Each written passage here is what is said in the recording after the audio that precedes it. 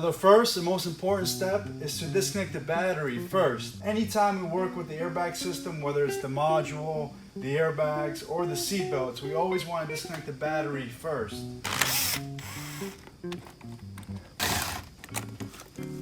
Next, we're going to get right inside the car. We're going to start working on this part right here.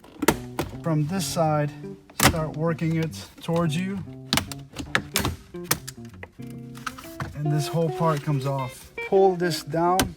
If you see this little metallic ring under here, that's what we want to remove. Just grab it, pry it out, just like that. And that's what it looks like. Next, you just want to pull right up and that knob will come right out.